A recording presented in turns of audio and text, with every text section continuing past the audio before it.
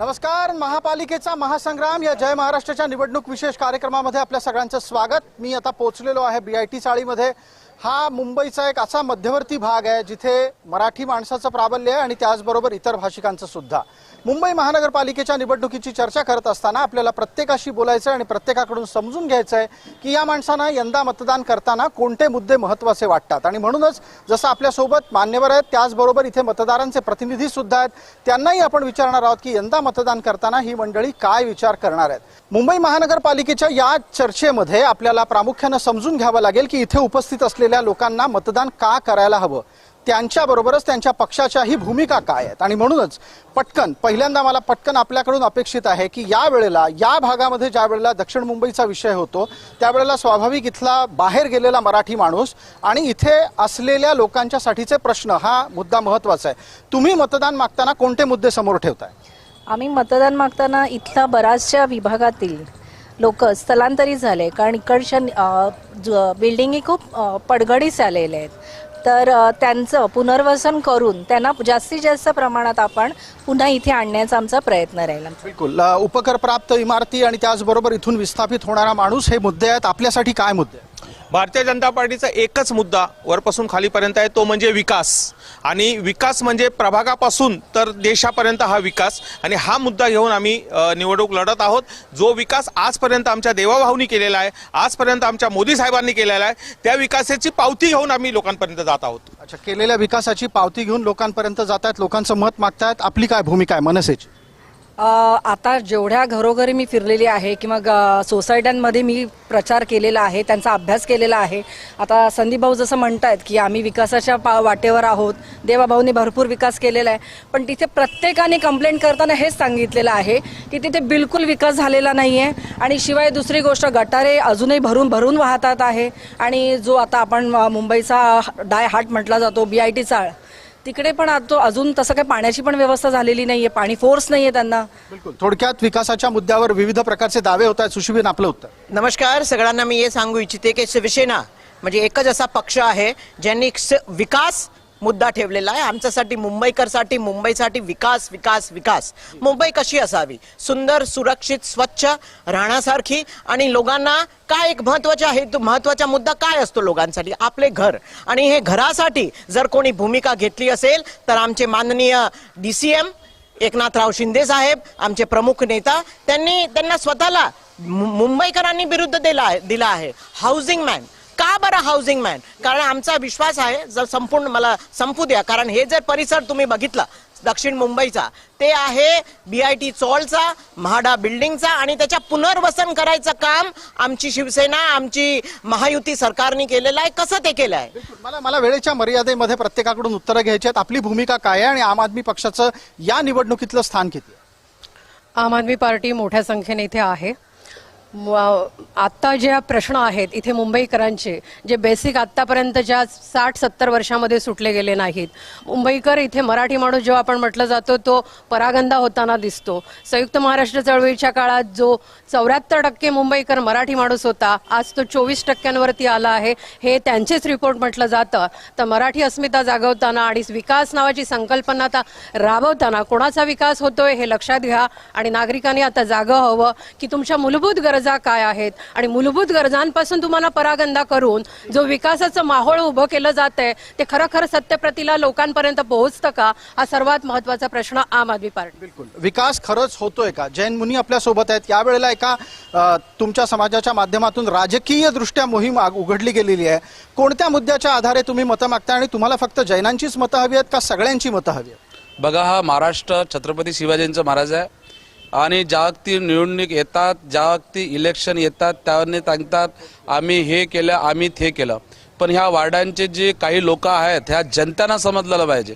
ह्या वेळी ज्या व्यक्ती सनातन धर्माचा प्रचार केला, या व्यक्ती ज्या लोकांनी आपल्यावर जेलामध्ये गेले, जखमा खाल्ल्या, त्यांना तिकीट नाही मिळाली. जी बिचारी गुंडेगिरी करतात, ज्यांनी मोदीजीला बॅनर फाडलं, मोदीजीला शिव्या देतात, तेच त्यांना हे देतात. मग ते राजकारणात फक्त हे यांच्या राजनीतीसाठी आहे, जनतेच्या कल्याणासाठी नाही आहे. आता या महाराष्ट्रातील जनतांनी जर एक होऊन छत्रपती शिवाजी महाराजांचे विचार ज्याच्यामध्ये असेल, त्याच्यामध्ये मानवताची विचार असेल, त्याच्यामध्ये प्राणदान, ह्या लोकांनी त्या नेता लोकांना चून केला देण्याचे. महाराजांचा विचार कोण बाळगताय अंगी, आणि त्याचबरोबर त्यांनी एक जो महत्त्वाचा दुसरा मुद्दा काढला, आपण आता पुढच्या मुद्द्याकडे त्या निमित्तानं जातो, की निष्ठावंतांना या निवडणुकीत बऱ्याचशा पक्षांनी गाजर दाखवलं.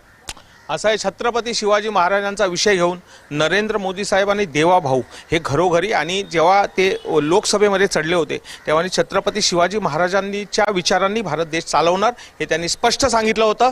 छत्रपती शिवाजी महाराजांचा विचार भारतीय जनता पक्ष चालवतोय हे माझं स्पष्ट म्हणणं आहे, आणि निष्ठावंतांना डावळलं असं म्हणता येणार नाही. निवडणुकीमध्ये अनेक इच्छा ज्यांची असते निवडणूक लढवण्याची ते असतात, परंतु तिकीट आपल्याला एकालाच देता येतं, आणि ते करण्यामुळे काही लोक जरी मागे राहून गेले असतील तरी त्यांचा पक्ष नक्की विचार करेल आणि कुठेही कुणाला मागे राहू देणार नाही. जी, छत्रपतींचा विचार घेऊन भारतीय जनता पार्टी पुढे जाते. तुम्हाला पटतंय, उद्धव गटाला हा मुद्दा पटतो का? नाही कारण का नाही पटत? कारण छत्रपतींच्या राज्यात जर जसं आधी होतं तसं आता नाही. आता महिला किती सुरक्षित आहेत, महिलांवरती अत्याचार होत आहे, पण कायदा व्यवस्था सुरक्षित नाही आहे, कडक कायदा व्यवस्था नाही आहे, आणि कायदा व्यवस्थेत खूप बदल झाला पाहिजे.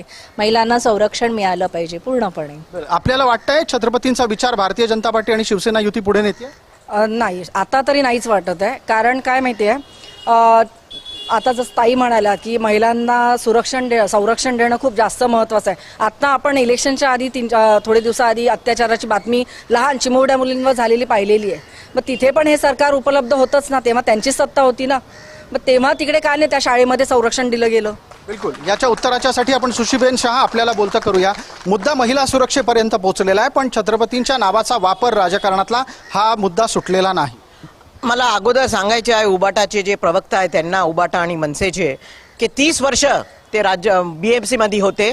30 वर्षापासून ते गटाराचा प्रॉब्लेम सॉल्व्ह करू शकले नाही, पाणीचा प्रॉब्लेम सॉल्व्ह करू शकले नाही, कारण एकच उत्तर, भ्रष्ट तशी त्याच्या प्रशासन होता. म्हणजे ते एक पहिला मुद्दा. दुसरा मुद्दा महिला सुरक्षिततेचा. महिलांवरती अत्याचार होऊ शकते. अहो ऐका, सत्य आहे ते ऐकायचा धाडस ठेवा. अहो सत्याचा ऐकायचा धाडस ठेवा. अहो काय म्हणताय काय? मी तुम्हाला सांगू इच्छिते, महिला सुरक्षितता जे त्यांनी आता उदाहरण दिले ते एक अपवाद आहे. महिलाची सुरक्षितता, मुंबईकराची सुरक्षितता जर कोणी ठेवू शकते तर शिवसेना आणि महायुती सरकारच ठेवू शकते. आपण आम आदमी पक्षाला विचारूया. आता आपल्याकडे दिल्लीचं एक मॉडेल आहे. दिल्लीचं मॉडेल असताना आपल्यासमोर मुंबईमधल्या मॉडेलच्या बाबतीत महिला सुरक्षा हा विषय कितपत गंभीर वाटतो? महिला सुरक्षेचा प्रश्न ऐरणीवर आलेला आहे. सगळीकडे पाहतोय तर आपण बलात्काराच्या घटना घडताना दिसत आहेत, आणि डोंबिवलीच्या शाळांपासून चिमुकल्यांवरती होणारे बलात्कार, ह्या सगळ्या गोष्टी लक्षात घ्यायला पाहिजेत. चिमुकल्यांवरती आणि शाळेतील मुलींवरती बलात्कार करणारे हे शिवाजी महाराजांचा वारसा सांगण्याचा त्यांना कोणताही अधिकार नाही. या मुद्द्यावर आपण जनतेपर्यंत जाणार आहोत, आणि या निमित्तानं इथे असलेल्या विविध पक्षाच्या कार्यकर्त्यांच्या बरोबरच मतदारांच्या प्रतिनिधींनाही विचारणार आहोत की ज्या मुद्द्यावर आत्ताच्या घडीला इथे चर्चा अधिकाधिक रंगत चाललेली आहे तो मुद्दा आहे महिला सुरक्षेचा आणि छत्रपतींच्या नावाचा. मुंबई सारख्या प्रदेशामध्ये छत्रपतींच्या नावानं राजकारण कोण करतं आणि महिला सुरक्षित आहेत का? दोन्ही मुद्द्यांच्यासाठी हा प्रश्न घेऊन माझे सहकारी जय पवार हे आता मतदारांना प्रश्न विचारतील, मतदारांची भूमिका समजून घेतील. जय. निश्चितच प्रताप सर, आपण पाहू शकता की इथे काही लोक आपल्यासोबत आहेत, त्यांच्याशी बोलण्याचा प्रयत्न आपण करणार आहोत. तर ताई, एकूणच जो मुद्दा उपस्थित झाला आहे महिलांच्या सुरक्षतेबाबत आणि छत्रपती शिवाजी महाराज यांच्या नावावरती होत असलेल्या राजकारणावर तुमची काय प्रतिक्रिया? कुलाबा इथे साहेबांचं स्मारक होत होतं, ते झालं नाही. शिवाजी महाराजांचं स्मारक जवळजवळ किती 14 पासून ते करता आहेत, ते काय नाही केलं? मग एवढं शिवाजी महाराजांचं नाव घेऊन जे भाजपा बोलते, शिवाजी महाराजांचे काय केलं ते सांगा ना. प्रथमतः जय महाराष्ट्र. मी सुशीबेन शहाना विचारते, आपण शिवसेना पक्षात कधी आलात? शिवाजी महाराजांचा प्रश्न अरविंदजी सावंत खासदारकीमध्ये किती वर्ष सभागृहामध्ये उठवतायत. आज शिवाजी महाराजांच्या स्मारकाचं माननीय मोदी साहेब ओपनिंग करून गेले, स्मारक का नाही झालं? स्मारक तुम्ही शिवाजी महाराजांचं नाव घ्यायचं नाही, तुम्ही शिवाजी महाराजांचा अपमान करताय. शिवाजी महाराजांचा तुम्ही नैतिक अपमान करताय. हे आमचे खासदार आज सभागृहामध्ये बांधतायत एका स्मारकासाठी. यांच्या सरकारला स्मारक बांधू शकत नाही. त्यांची शिवाजी महाराजांवर मुद्द्यावरती बोला. महिला सुरक्षित नाही आहेत आणि शिवाजी महाराजांचं नाव घेऊन राजकारण केलं जातं. ज्यावेळी तुम्हाला आत्ताचा जो ह्या इलेक्शनचा विषय आहे ना, त्या विषयावर बोललं पाहिजे. तुम्हाला माहिती आहे की बाबा तिकडे काय केलं नाही, काय केलं, लोकांनीच निवडून दिलंय ना. लोकांना जर आवडलं नसतं तर हे बीजेपीला निवडून दिलं नसतं त्यांनी. प्रत्येक जण त्याचं स्वतःसाठी शिवाजी महाराजांचं नाव घेऊन चालतंय. ह्या विषयावरती तरी सगळ्यांनी बोलू नये. Hand over to Prasad sir. मला निलेश चंद्रजी एका प्रश्नाचं उत्तर लागेल की आत्ताच्या घडीला मुंबईमध्ये अमराठी लोकांचं प्राबल्य वाढतं आहे असा दावा होतो आणि त्यात सुद्धा हा दावा होतो की जैन हे बऱ्याच ठिकाणी मराठी माणसाला सापत्न वागणूक देतात, सेकंड ग्रेड सिटीजन समजतात. आपलं उत्तर. बघा, महाराष्ट्र आणि गुजराती काही प्रांतांचे लोक येतात राहतात. पण ज्या वेळेला आम्हारे बालासाहेब होते त्यावेळी समस्या नव्हती. या समस्या आताच ठरलेल्या आहे. और हे पुरं जातीवाद हे राजकीय लोक करतात. मी महाराष्ट्राच्या जनतालाही सांगतो, तुम्ही लढता की 25 खोके, ते 1 खोके, ते खोके. ज्या वक्ती ते एक कोणती तरी मस्जिद बनली होती त्या वक्ती तो मुद्दा राजसाहेबांना काढला होता. हटली की नाही हटली? दुसऱ्या आता भोंग्याचा मुद्दा आदला होता, हटली कधी? तुम्हाला महाराष्ट्र नाले नाही पाहिजे. आमच्या इथे लव जिहाद, लँड जिहाद, कमसे कम मुंबईवरून 500 मुली गायब होतात. त्याच्यावर तुमचा काय विषय आहे? महाराष्ट्रामध्ये गोमाताला, राज्यमाताला हजारो गाया कटतात, त्यांचा विषय काय आहे? महाराष्ट्र छत्रपती शिवाजी महाराजांचा आज ही इलेक्शन आहे त्या वक्ती तुम्ही येतात. ते 50 खोके, हे खोके, ते खोके. ह्या नेत्यां जर असेल, हे महाराष्ट्र आहे, मराठी भाषेचा जो मुद्दा आहे जो सोल मान्य राजसाहेब ठाकरे करू शकतात. मी मान्य त्या राजसाहेबांना करत आहे की साहेब तुम्ही या, हा मुद्द्याला खतम करा. पण आता ज्या पद्धतीनं राज ठाकरेंनी भूमिका बदललेली आहे, आता ते उद्धव ठाकरेंबरोबर गेलेले आहेत. तुम्हाला असं वाटतं की राज ठाकरे हे आताही भोंगे, गोमाता या मुद्द्यांवर बोलतील आणि त्या पद्धतीच्या भूमिका घेतील? मला एवढंच कळतंय की राज ठाकरे साहेब जे आहेत ते कोणाच्या धार्मिकतेला दुखावणारा माणूस नाहीये. आणि दुसरी गोष्ट, जे भोंग्याचं तुम्ही म्हणताय ते काही कारणामुळे हे पुढे आलेलं होतं की काही कोणी कंप्लेंट म्हणा किंवा काही म्हणा काहीतरी केलेलंच असेल म्हणून त्यांना त्यांच्यासाठी पुढे जावं लागलं. पहिल्यांदा मी एवढं सांगू इच्छिते की 30 वर्षे खोके कुठे गेले ते त्यांनी सांगावं. स्वतःचा बंगला करून घेतला. अहो ऐका, स्वतःचा बंगले करून घेतले आणि बिचारा मुंबईकर मराठी माणूस विरार, कल्याण हदपार झाला. आमची महायुती सरकारने 40 लाख तसे घर, ते आपले अभ्युदय नगर असो, रमाबाई नगर असो, पोलीस वर्ग असो, गिरणी कामगार असो, सफाई कामगार असो, त्यांना स्वतःचे घर. आणि अजून एक, हे अदानीला घर धारावीमध्ये टेंडर कोणी साईन घेतला? हे उबाटाने. आम्ही MIDC करतो, MMRDA करतो. म्हणजे त्याच्यावर उत्तर आपल्याला उद्धव गटाच्याकडून लागेल. मला याचं उत्तर आपल्याकडून लागेल की आत्ताच्या स्थितीला मुंबईतला मराठी माणूस मुंबईतून हद्दपार झाला तो ठाकरेंमुळे, असा आरोप आहे. नाही, मुळीच नाही.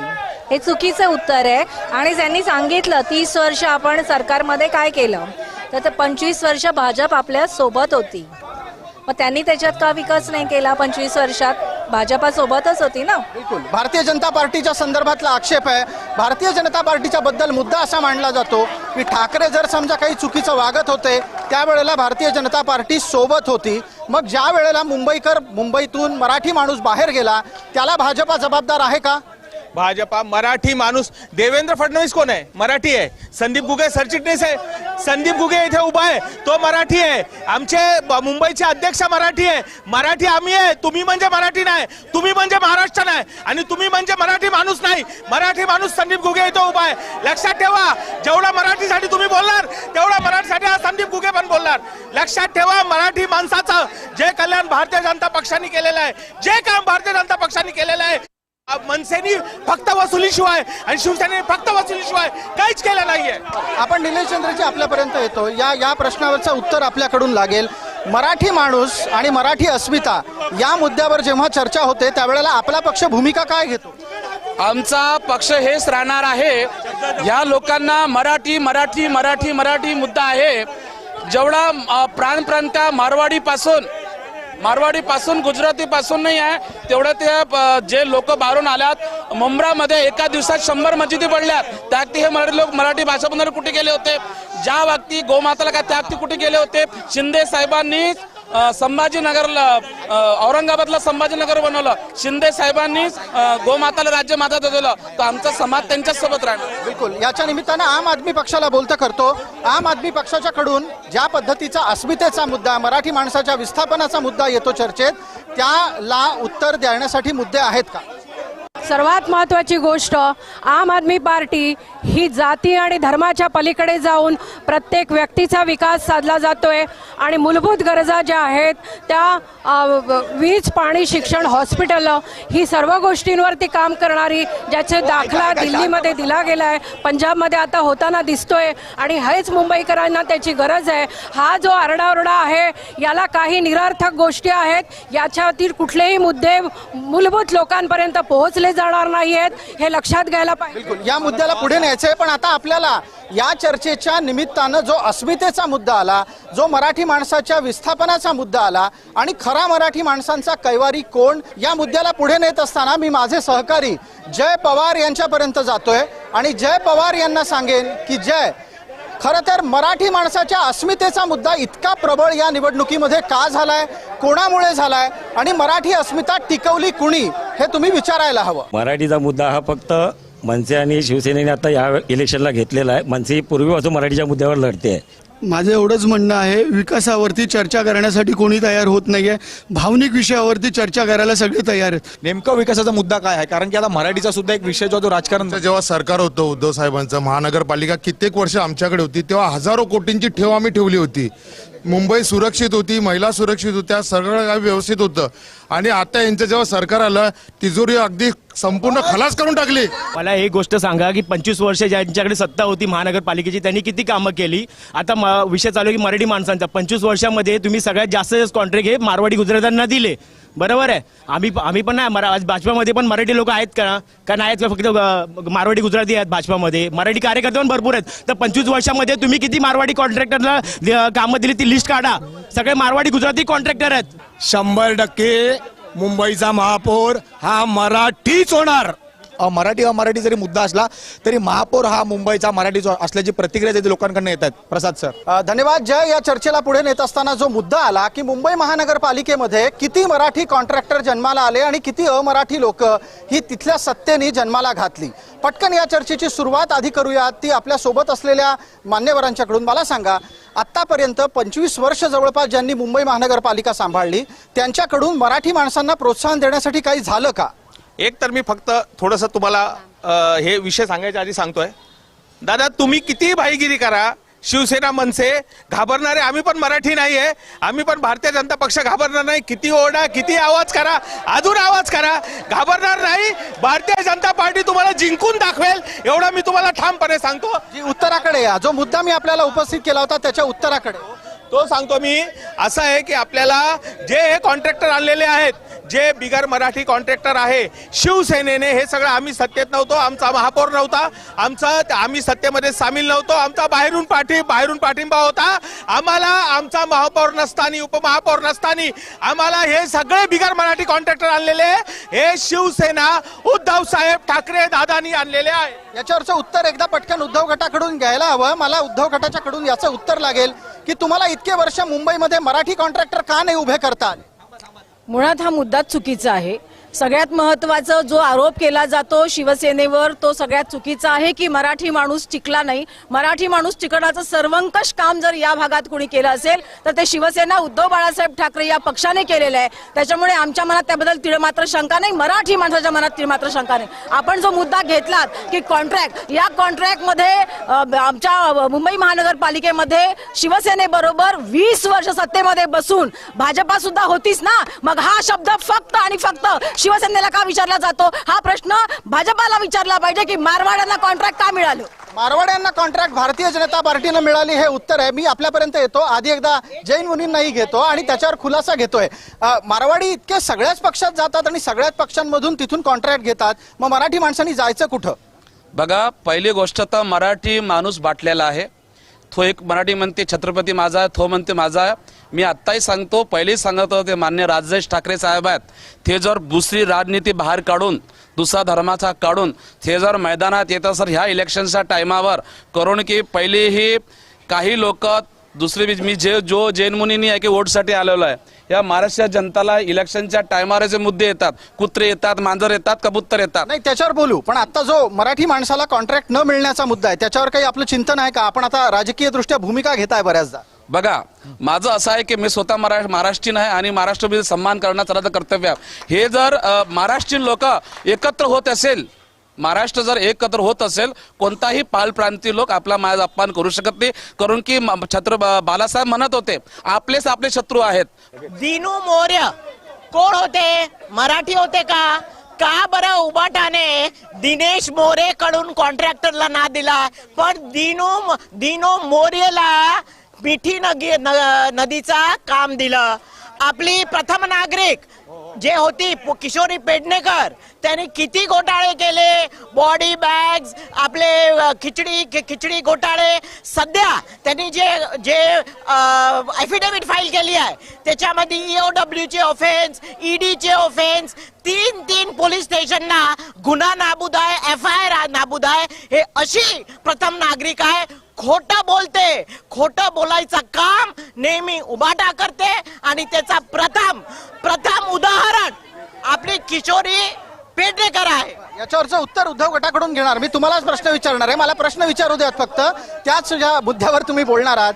पण इथला मुद्दा असा उपस्थित राहतो की कोरोना काळातल्या भ्रष्टाचाराचे एकापेक्षा एक अनेक आरोप आपल्यावर झालेले आहेत. आपल्यावर म्हणजे आपल्या पक्षावर झाले, नेतृत्वावर झाले. आणि इथे थेट जो मुद्दा किशोरी पेडणेकरांच्या संदर्भातला आला तोही आहे. दुसरा मुद्दा, दिनू मोरिया सारखा एक अमराठी माणूस किंवा जो मराठी नावाचा नाही त्याला मिठी शुद्धीकरणाचं कॉन्ट्रॅक्ट दिलं जातं. कोणाशी मैत्री आहे त्याची? सगळे प्रश्न जे आता सुशीबेनने या ठिकाणी सांगितले त्यातला सगळ्यात पहिला महत्त्वाचा मुद्दा, देशामध्ये केवळ मुंबईत नव्हे, देशामध्ये जेवढे सगळे भ्रष्टाचारी होते त्यांना तुमच्या पक्षात घेऊन तुम्ही पवित्र केलं आणि आता तुम्ही मुंबईच्या आमच्या याच्या संदर्भात बोलता, हे सगळ्यात चुकीचं आहे. दुसरी गोष्ट, आरोप केलेले असतील तर ते आरोप सिद्ध झाले का, हा दुसरा प्रश्न आहे. आणि त्याच्याही पुढे जाऊन आम्ही असं सांगू, दिनू मोरियाने त्या ठिकाणी टेंडर टाकलं असेल तर संपूर्ण शासनामध्ये, केंद्र शासनामध्ये धोरण हे आहे की ज्याचं टेंडर लोल असेल त्या पद्धतीने दिलं जावं. आमच्या बरोबर भारतीय जनता पार्टी होती, आमच्या सुशीबेननी हा प्रश्न भारतीय जनता पार्टीला विचारला. मी विचारतो सुशीबेन, एका प्रश्नाचं उत्तर प्रामाणिकपणे द्यायला हवं की ज्या वेळेला भारतीय जनता पार्टी आणि शिवसेना एकत्र नांदत होती मुंबईमध्ये, त्यावेळेला जर ठाकरे भ्रष्टाचार करत होते तर तुम्ही काय डोळे मिटून बसला होतात? ऐकून घ्या, भारतीय जनता पार्टीचा सपोर्ट बाहेरून होता. मेयर कोण होते? उबाटाचे. इम्प्रुव्हमेंट कमिटीचे कोण होते? उबाटाचे. स्टँडिंग कमिटीचे अध्यक्ष कोण होते? उबाटाचे. साहेब कोण होते? साहेबला 10% कोणी दिलं? हे सगळे उबाटाची मंडळीने दिले. याच्यावरचं एक भाजपचं उत्तर घेऊयात पटकन. फक्त एकच मी सांगतोय, एकच मला सांगावं असं वाटतंय, नगरपालिकेमध्ये, विधानसभेमध्ये उबाटाला आणि मनसेला हे जनतेने नाकारलेलं आहे. हे कोणी आम्ही जनतेने नाकारलेलं आहे आणि महानगरपालिकेमध्ये सुद्धा जनता यांना नाकारणार आहे. पटकन आम आदमी पक्षाकडे येऊयात. हा सगळा जो मुद्दा सुरू आहे तो भ्रष्टाचाराचा आहे. भ्रष्टाचारामध्ये सातत्यानं सुरू असलेल्या विविध प्रकारच्या आक्षेपांचा आहे. आपलं उत्तर, 1995 पर्यंत या महाराष्ट्र सरकारला 0 पैसे कर्ज नव्हतं, 0 कर्जच नव्हतं. ते आज 8 लाख करोड पर्यंत पोहोचलेलं कर्ज आहे आणि हे सगळं खाण्यासाठी हे सगळे युती म्हणून एकत्र होते. त्याच्यातून आपल्या अस्तित्वासाठी आणि आपल्या प्रसिद्धी आणि सत्तासाठी यांनी मोठ्या प्रमाणावरती ही विभागणी केली गेली आहे. खुर्चीसाठी विभागणी झाली हे जनतेने लक्षात घ्यायला पाहिजे. तर मग अशा परिस्थितीमध्ये मुंबईकरांना ओपन स्पेस, मैदानं, हॉस्पिटल रिझर्व प्लॉट आणि क्रीडांगणं, उद्यानं, हॉस्पिटलांचे हे सगळे प्लॉट मिळायला हवे होते. काही काळापासून सातत्यानं हा दावा केला जातो आहे की मुंबईमध्ये मोठ्या प्रमाणामध्ये पायाभूत सुविधा आल्या, मुंबईमध्ये कोस्टल रोड झाला, मुंबईमध्ये विविध प्रकारचे उड्डाणपूल झाले. मुंबईचा चेहरा बदलला. कोणी पायाभूत सुविधा मुंबईला दिल्या? गेल्या 25 वर्ष आणि त्याहीपेक्षा जास्त मराठी माणसावर मुंबईवर अधिराज्य हे ठाकरेंचं आहे आणि त्यामुळे ज्या पायाभूत सुविधा झाल्या त्या पायाभूत सुविधा ठाकरे सरकारने केल्या, याच्याबद्दल कोणत्याही मराठी मनामध्ये शंका नाहीये. आतापर्यंत आपण जे बघतो, कोस्टल रोड असेल किंबहुना वेगळ्या प्रकारचे उड्डाणपूल असतील, याच्याही पुढे जाऊन मी सांगेन, मुंबई महानगरपालिका ही एकमेव महानगरपालिका आहे ज्या महानगरपालिकेमध्ये महानगरपालिकेतल्या गरीब गरजू मुलांना CBSE आणि ICSE बोर्डासारख्या पब्लिक इंग्लिश स्कूल देणाऱ्या शाळा निर्माण करण्याचं काम आमच्या युवा नेतृत्व असलेलं आदित्य साहेब ठाकरे यांनी केलं. बरं, याच्यावरचं उत्तर घेऊयात पटकन भारतीय जनता पार्टीकडून उत्तर. आज बघताय तुम्ही तो कोस्टल रोड, आज बघताय जो तुम्ही आज मुंबईचा जो विकास सुरू आहे, जो आपण रेलमध्ये जातो, रेल्वेमध्ये जातो, जिथे पोहोचायला 2-2 तास लागायचे मेट्रो रेल्वेमध्ये, एअरपोर्टला जायचे 2-2, 4-4 तास लागायचे, हजारो रुपये खर्च व्हायचे. आज आपण 50-100 रुपयामध्ये एअरपोर्टला पोहोचतोय, CST स्टेशनला पोहोचतोय. बाळासाहेबांच्या स्वप्नामुळे जे विकास झाला आणि ते आम्हाला मान्यच आहे, पण कोणी करून घेतलं? मी तुम्हाला एकच प्रश्न विचारते, मेट्रो 3-4 वर्ष डिले कोणी केलं? 4 वर्ष परमिशन नाही आणली. कुठे आपल्याला ते विक्रोळीला करायचं की ते गोरेगावला करायचं, त्याच्यामुळे 4 वर्ष हजारो कोटीचे पैसे वाया गेले, मुंबईकरचा नुकसान झाला. हे जरी कोणी करून घेतलं असेल तर आमचे डेप्युटी मुख्यमंत्री एकनाथरावजी शिंदे साहेब आणि आमचे देवेंद्र फडणवीस. बिलकुल जी जी याच्यावर पुढे लास्ट कोस्टल रोडचा नारळ फोडला, पण एकही परमिशन आणू शकले नाही. जर कोणी परमिशन आणू शकले, कार्यवाद केला कोस्टल रोड, तर एकच महायुती सरकारने. आपल्याला उत्तर द्यायचं याच्यावर. विकास नावाच्या संकल्पनेवरती तुम्ही पाहिलं तर तंत्रज्ञानाचा विकास चालू आहे आणि भौतिक सुखलोलूप जीवन पद्धतीसाठी हे सगळं केलं जात आहे. बेसिक हा वर्ग जो आहे, मराठी वर्ग आणि सगळ्याच पद्धतीचे जे आहेत त्यांचा विकास होताना कुठे दिसत नाहीये. महापालिकेचा एक डिपार्टमेंट रोज खाजगी होताना दिसतोय. सगळ्या बाबतीत तुम्हाला म्हणतं की खाजगीकरण होतंय.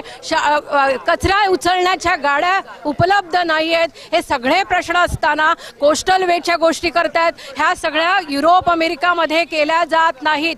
आम आदमी पार्टीच्या केजरीवालांना न्यूयॉर्कचे महापौर ममदानी यांनी फॉलो केलं आणि न्यूयॉर्कमध्ये ज्या मूलभूत सुविधा दिल्या गेल्या आहेत त्या अरविंद केजरीवालांना फॉलो करून दिलेल्या आहेत. इथे मला वेळेची मर्यादा प्लीज. अदानी हटाव, ममदानी लाव. आम आदमी पार्टी इथे सगळ्यांना चाललेल्या गोष्टी.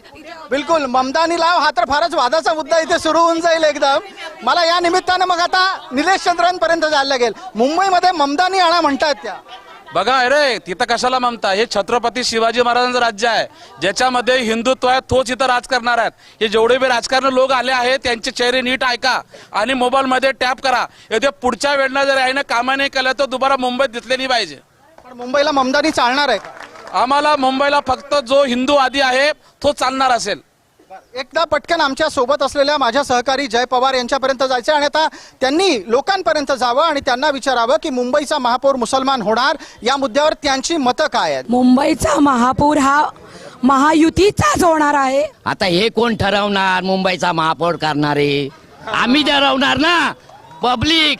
आम्ही जेव्हा मारणार ना, आम्ही जेव्हा दाबणार ना, तेव्हा महापौर ठरणार. हे कोण ठरवणार आहे? तुमची काय प्रतिक्रिया की मुंबईचा महापौर हा मराठी होईल का मुस्लिम होईल? मराठी होणार आणि ठाकरे बंधूंचाच होणार. आज दोघे ठाकरे बंधू एकत्र का आले? मराठी आज दोघे उद्धव साहेब आणि राजसाहेब एकत्र का आले? या मुंबईच्या विकासासाठी, मराठी माणसाच्या न्याय हक्कासाठी, मराठी भाषेच्या अस्मितेसाठी एकत्र आले. एकूणच या सर्वच नेत्यांच्या किंवा पदाधिकाऱ्यांच्या ज्या भावना आहेत यांचं म्हणणं आहे की मुंबई महानगरपालिकेमध्ये निवडणुकीच्या महापौरपदी हा मराठीच महापौर जातो विराजमान होत असल्याची प्रतिक्रिया या सर्वसामान्यांकडून देण्यात येते. अनेकांना अद्यापही नीट प्यायचं पाणी मिळत नाही. अशा वेळेला हिंदू मुसलमानचा मुद्दा घेणं गरजेचं आहे का? धार्मिक मुद्द्यांच्या आधारे ही निवडणूक का पुढे सरकतेय? भारतीय जनता पार्टीला थेट प्रश्न आहे. सगळे आमचेच आहेत. एकच मी तुम्हाला सांगतो, इथे राग आहे. इथे राग लोकांमध्ये का आहे? लाग लोकांमध्ये यासाठी आहे कारण इथे 50 वर्षामध्ये काँग्रेसचा आमदार आहे, काँग्रेसचा नगरसेवक आहे, त्यांनी बिलकुल विकास केलेला नाही आहे. त्याच्यामुळे लोकांमध्ये राग आहे. आणि दादांना मी सांगतो की नवीन हे पब्लिक नाही आहे, नवीन येणारे हे कार्यकर्ते. मला आपल्याकडून खुलासा लागेल, जे ही पूर्ण निवडणूक जर धार्मिक मुद्द्यावर पुढे सरकली तर त्याचं नुकसान काय? बघा, हे जर धार्मिक मुद्द्यावर जर हे गेलं तर महाराष्ट्राचा चुपडा साफ करणारे हे नेता गद्दार लोक राहणार. छत्रपती मला माहिती बालासाहेबासारखे जर नेता इथं असावं, उद्धव साहेब ठाकरे, राज साहेब जर बालासाहेबांचे विचार असेल, बघा त्यांच्यामध्ये जर विचार असेल तो ते तिकडे ते मस्जिदे बनले ते तुटायला पाहिजे. जे मुंब्रामध्ये पुरे मराठी ते उर्दूचे बोर्ड लागले ते निघाले पाहिजे. बरोबर. आता ते काहीतरी ते अल कबीर ते मस्जिद बनणार आहेत, त्याच्यावर या महाराष्ट्र सैनिकांनी काही उचलला मुद्दा नाही. पण हे तर नेते म्हणतात सगळे आपले आहेत म्हणून. आमचे मूल्य लांडे आमचे नाही आहेत, हे मूल्य आमचे नाही आहेत. छत्रपती शिवाजी महाराजांनी आणलेला आहे ते. आता ठाकरे पण त्यांच्याच बरोबर जाताना दिसतात, त्याच्यावर उत्तर आहे का? मी काय म्हटलं, आमच्या संघ बाळासाहेबांचे विचार त्याच्यामध्ये आहेत. बाळासाहेबांचे विचार जे आहेत ते शिंदेमध्ये बघितल्यात. गोमाताला राजमाता बदललं. दुसरी गोष्ट, आपलं जे औरंगाबादला संभाजीनगर कोण बनवलं? त्यांनी बनवलं. दुसरी गोष्ट अशी, आता जर ते मराठी मारवाडीचा वाद आहे, याचा मुद्दा फक्त राजसाहेबांकडे मी 10 वेळा 5 वेळा आत्ताही सांगतो. तुम्ही जर आत्ता हा जर वाद सोडला तो पुरी गुजराती राजस्थान प्रांतपर्यंत पुरे माणसासंघ राहणार आहे. याच्यावर पुढे जाऊयात आणि मी आता पटकन आपल्याकडून उत्तर घेतो. राज ठाकरेंची भूमिका आता अडचणीची आहे का हिंदुत्वाच्या मुद्द्यावर, गुजराती मारवाडी मराठी या मुद्द्यावर? मी मगाशी सांगितल्याप्रमाणे राजसाहेबांसाठी सर्व धर्म समभाव आलं का लक्षात. आणि दुसरी पण काल परवा तर ते स्वतःला हिंदू जननायक म्हणायला लागले होते, आता सर्व धर्म समभाव कुठनं आला? धर्म सगळ्यांसाठी सारखेच आहेत, पण स्वतः हिंदूच आहोत ना आम्ही. पण त्याच्यामध्ये आता सर जसं म्हणतात आहे की मस्जिदी हटवा, हे करा ते करा, पण जसं आपण नाही पण आपण नाही, मग त्याच्यासाठी आपण त्यांची मंदिरं नाही पाडू शकत. आलं का लक्षात? याच्यातला मुद्दा पुढे नेऊया. सुशीबेन आपल्यापर्यंत येतो, पटकन त्याच्यावरचं उत्तर लागेल. बाळासाहेबांचे विचार सोडणारी माणसं कोण? मी एकच सांगू इच्छिते की हे जे लोकसभामध्ये इकडचे अरविंद सावंत खासदार निवडून आले, कुणाच्या मतामुळे निवडून आले? 100% मायनॉरिटी मुस्लिम वोट मधून निवडून आले. तर उबाटाला मी प्रश्न विचारते, कुठे गेला त्यांचा हिंदुत्व? आता झालाय असं की मराठीचा मुद्दा सोडला. मराठीची आठवण केव्हा येते? जेव्हा इलेक्शन येतात. मुंबई कॉर्पोरेशनची आठवण मुंबई कॉर्पोरेशन का पाहिजे? कारण 70,000 कोटीची निधी आहे, खोकाय पाहिजे. आणि म्हणूनच एक भ्रष्ट कामगार चालायला हे प्रॉब्लेम आहे. उत्तर ठाकरे गटाकडून उत्तर घ्यायचं आहे मला. मेयर कोण होणार? हिंदू होणार, मराठी होणार आणि नक्की जनताचा कौल महायुती बरोबर राहणार. ठीक आहे, आपण उत्तर घेऊयात. तुम्ही उत्तर ठाकरे एक मिनिट. आता मला माझ्या प्रश्नावर राहायचंय. तुम्ही मुद्दे भरकटवू नका, तुम्ही राजकारणी शहाणे असता मला माहिती आहे, पण मी प्रश्न विचारतो त्यावर राहा. ठाकरेंची म्हणजे मुळात बाळासाहेबांची भूमिका त्यांच्या नंतरच्या ठाकरेंनी सोडली आहे आणि आता ते मुसलमानांच्या जवळ गेलेत, हा मुद्दा चालू आहे. उत्तर आहे त्याच्यावर? मुळात आजचं हे डिबेट आहे हे स्थानिक मुद्द्यावर असायला हवं. बिलकुल. तुम्ही यायच्या आधी आम्ही ते घेतलेले, तुम्ही लेट आलेल्या. पण या ठिकाणी त्यांनी जो हिंदू मुस्लिम केलंय आणि तुम्ही जी बाळासाहेबांची भूमिका सांगता, बाळासाहेबांची भूमिका, प्रबोधनकारांची भूमिका, उद्धव साहेबांची भूमिका यामध्ये तसुबिरी फरक पडलेला नाही. आमचे बाळासाहेब सांगायचे, वंदनीय बाळासाहेबांनी सांगितलं, या हिंदुस्थानात जो राहतो आणि हिंदूंसाठी, आपल्या संपूर्ण हिंदुस्थानासाठी निश्चयाने काम करतो, प्रामाणिकपणे राहतो, तो आमचा हिंदूवासी. बरं, मग मला एक प्रश्न आहे याच्यावर एक मुद्द्याला पुढे न्यायचंय, पण तत्पूर्वी एक छोटं उत्तर जमलं तर द्या. चंगेज मुलतानी का लागतो मुंबईमध्ये तुम्हाला? या सगळ्या प्रश्नामध्ये जर चंगेज मुलतानीला तुम्ही शिवसेनेच्या बरोबर जोडत असाल तर माझा प्रश्न आहे, भारतीय जनता पार्टीमध्ये इव्हन शिवसेनेमध्ये जे शिंदे गटाचे आहेत त्यांच्याकडे विविध पक्षाचे, विविध पंथाचे, विविध धर्माचे लोक, त्यांच्याबद्दल तुम्ही प्रश्न विचारणार नाही आहात का? बिलकुल जाऊन विचारतो, लगेच आपण एकदम विचारूयात. बिलकुल आपलं उत्तर लागेल. जसं मी तुम्हाला सांगितलं, सबका साथ सबका विकास, पण त्याच्या पुढे की आम्ही छाती ठोकपणे सांगतो, राम मंदिर कोणी बांधलं तर ते भारतीय जनता पक्षाने बांधलं.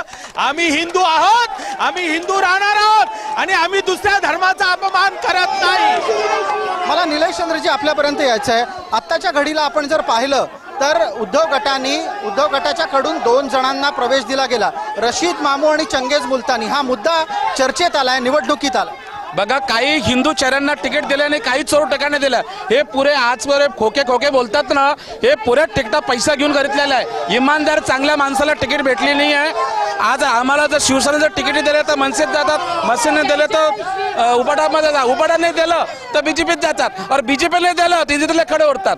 बस. बिलकुल. या मुद्द्याला आता आपण विविध मुद्द्यावर पुढे नेतो आहोत आणि त्या निमित्तानं चर्चा करणार आहोत.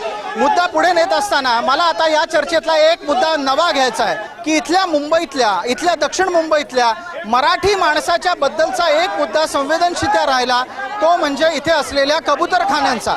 बघा, कबूतरखानाचा मुद्दा असो, मतलब हा मुद्दा नेता लोकांनीच काढलाय ना. पहिली कोंबडी काढली होती, त्याच्यामध्ये शिवसेनाचं काय हरलं होतं, बरोबर ना. आता ह्या वेळेनं आता हे लाख कबूतर मेले आहेत. ज्या मुनींनी याचा प्रचार केला तो मुनी आता कबूतर विषय का बरं नाही आला? म्हणून म्हणत आहे, राजकारण त्याच वेळात होत आहेत. आता हा मराठीचा वाद पुढे वाढलेला आहे. मी साधारण म्हणत आहे. आता राजसाहेब येत मी किती वेळा म्हटलं का मुद्दा आणा तुम्ही बसा. बिलकुल चर्चेला येऊयात आणि स्थानिक कोणत्या मुद्द्यांच्या आधारे तुम्ही मतं मागता आहात. थोड्या वेळापूर्वी इथे गढूळ पाण्याचा प्रश्न आहे, इथल्या असलेल्या विविध प्रकारच्या जुन्या इमारतींचा प्रश्न आहे. तुमच्याकडचे मुद्दे काय? अनेक वर्षांपासून मुंबादेवीचे आमदार अमीन पटेल असल्यामुळे मुंबादेवीमध्ये कुठेही कोणताही विकास झालेला नाहीये. आमच्याकडे आम्ही पिण्याचं पाणी, त्यांना जे पोलीसवाले इथे राहतात त्यांना घरं आणि BIT चाळीचा विकास आणि ह्या परिसराचा पूर्ण विकास हा मुद्दा घेऊन आज आम्ही निवडणुकीमध्ये जात आहोत. पूर्ण विकासाचा मुद्दा त्यांचा आहे. तुम्ही दोघंही सोबत आहात, वेगळा काय मुद्दा मांडा?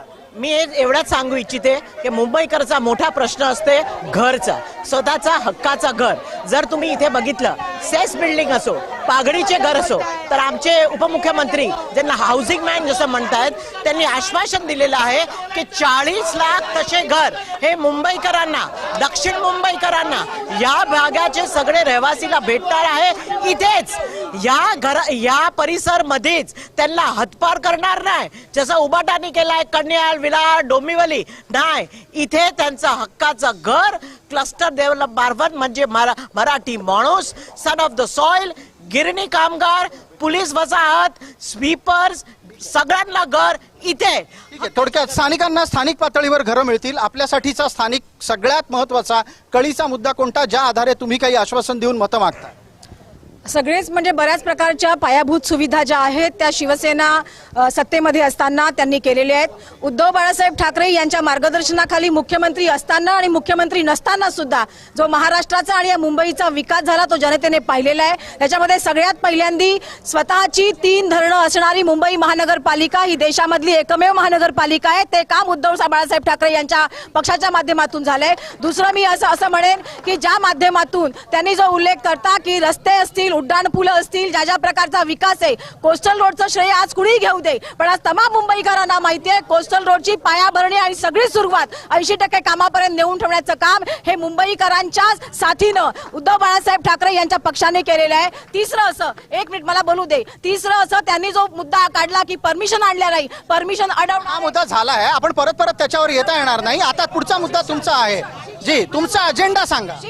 शिक्षणाच्या संदर्भामधली जी आंतरराष्ट्रीय स्तरावरती शिक्षण घेणारी मुलं आहेत त्या प्रकारचं शिक्षण या सर्वसामान्य गरीब गरजू मुंबईतल्या लोकांना मिळण्यासाठीचं प्राधान्यक्रमाने काम हे आदित्य साहेबांच्या मार्गदर्शनाखाली झालंय. याच्याच पुढे जाऊन मला असं म्हणावं लागेल की हॉस्पिटलची सुविधा आमच्या संपूर्ण मुंबई महानगरपालिकेच्या मालकीची असलेले. प्रत्येकाला नाही देता येणार, मला न्यायपूर्ण प्रत्येकाला वेळ द्यायचा आहे. आपलं उत्तर आपल्यासाठी 1.5 मिनिट. हे पहा, इथे तुम्ही CBSEची सांगतायत पण मराठी संस्कृती लोप पावताना दिसते.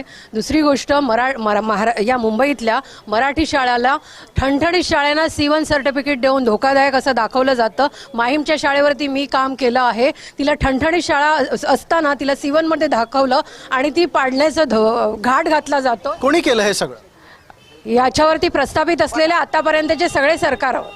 आणि ही सगळी जे आता तुम्ही म्हणाल की या ब्रिटिशांनी इथे गिरण्या आणल्या म्हणून मराठी माणूस महाराष्ट्रातनं मुंबईमध्ये वसला, म्हणून बजेट मुंबईचं मोठं आहे. ब्रिटिशांनी ज्या गोष्टी केल्या होत्या त्या आता देशोधडीला लागताना दिसत आहेत. गिरण्या देशोधडीला लावल्या, राजकारणाने हात धुवून घेतले, आता मराठी शाळांवरती सुद्धा आलेले आहेत आणि हे सगळे असताना प्रस्थापित जबाबदार आहेत हे लक्षात घ्या. दुसरी गोष्ट, आता आम्ही म्हणतोय की वीज 200 युनिटपर्यंत सगळ्यांना फ्री मिळू शकते, तेव्हा इथे वीज, बेस्ट वीज अदानीला दिली गेली आहे. मग याच्यावरती विरोधी पक्ष तरी बोलणार आहे की नाही हे सगळ्यांनी मला. बिलकुल, मी येतो त्याच्यावर. पण आता जो मराठीचा मुद्दा चालू आहे, मराठी शाळा कोणी बुडवल्या? पटकन, माझ्याकडे 30 सेकंद आहेत. मराठी शाळा, मराठीचा मुद्दा घेऊन कोण चालला होता साहेब? मनसे, शिवसेना. तो जर तुमच्याकडे आज सांगतो, पुढे सांगतो, पुढे अर्धावट ऐकून टाळे वाजू नका, पुढे ऐका. जर तुमच्या आज मराठी शाळा बंद होत आहेत, मराठी विद्यार्थी तिथे जात नाहीयेत, तुमच्या मुले कॉन्व्हेंटमध्ये शिकतायत, तुमच्या मुले स्वित्झर्लंडला जाऊन शिकतायत, तर याचा दोष कुणावर असणार? पण आम्ही त्याची जबाबदारी घेतो. आम्ही मराठी शाळा चालू करणार आणि ते टिकवणार. विजेच्या बद्दलचा मुद्दा आहे जो 300 युनिट 200 युनिट पर्यंत वीज मोफत दिली जाऊ शकते असं जर कोणी म्हणत असेल निवडणुकीमध्ये तर ते कितपत शक्य? हास्यास्पद आहे. मुंबईकर समजतच, मुंबईकरला माहिती आहे, सुज्ञ आहे मुंबईकर की अशी फ्री बीस करून मुंबई चालत नाही. हो, आपण कमती दरात नक्कीच इलेक्ट्रिसिटी देऊ, पण फ्री शिप देऊन हे चुकीचा. जर आपल्याला सक्षम करायचं असेल तर लाडकी बहीण सारखी योजना प्रस्तुत करा, त्याच्यामुळे आमची सगळी महिला सक्षम. ठीक आहे, एक उत्तर फक्त 30 सेकंद. दिल्लीला त्याचे दाखले त्यांनी दिलेले आहेत, पंजाबमध्ये चालू झालेलं आहे. फ्री देणं हे होऊ शकतं. स्वीडन, नॉर्वे आणि फिनलँड सारखे युरोपमधले सगळे देश हे मूलभूत सुविधा जनतेला फ्री देतात, विनामूल्य देतात, म्हणून ती राष्ट्र श्रीमंत आहेत. मला मनसेकडून उत्तर लागेल. शेवटचा मुद्दा, 1 मिनिट उरलंय फक्त. पटकन सांगा, मराठीच्या मुद्द्यावर तुम्ही आक्रमक आहात, पण त्याच्या पलीकडे जाऊन भ्रष्टाचाराच्या मुद्द्यावर ज्या वेळेला उद्धव ठाकरेंवर आरोप होतील ते तुमच्या पक्षाच्या लोकांनी यापूर्वी केलेत, आता तुम्ही उत्तर काय देणार आहात? बघा, त्यावेळेला आपण सरकारमध्ये होतो, युती झालेली नव्हती, वेगळेच सरकार चालत होती, त्याच्यामुळे प्रत्येक आरोप प्रत्यारोप होतच होते. आणि आता दोन्ही भावं एकत्र आलेली आहे आणि आता दोघांना समन्वय चालायचा आहे. समन्वय चालून मराठी माणसाला पुढे कसा आणायचा आहे, दोघांनी निर्णय घेतलेला आहे, तो आम्ही अंमलबजावणी त्याच्यावर करणार आहोत. बिलकुल, खूप खूप धन्यवाद. या सगळ्या चर्चेमध्ये आपण सर्व मान्यवर सहभागी झालात आणि त्याचबरोबर इथे असलेल्या सर्व मतदारांच्या प्रतिनिधींचा सुद्धा मनपूर्वक आभार. आपण हा कार्यक्रम आपल्यापर्यंत मुंबईतल्या अत्यंत महत्त्वाच्या अशा दक्षिण मुंबईतल्या BIT चाळीतून आणला. हा मुंबईतला तसा परिसर जिथे मराठी माणूस मोठ्या संख्येने आहे, तो अल्पसंख्य होतोय का, इथपासूनचे त्याच्या जिव्हाळ्याचे कोणते मुद्दे होते हे आपण इथे चर्चेत आणण्याचा प्रयत्न केला. या चर्चेला आपण निश्चित पहा आणि याच पद्धतीने आमच्याशी जोडले रहा. पहा फक्त जय महाराष्ट्र.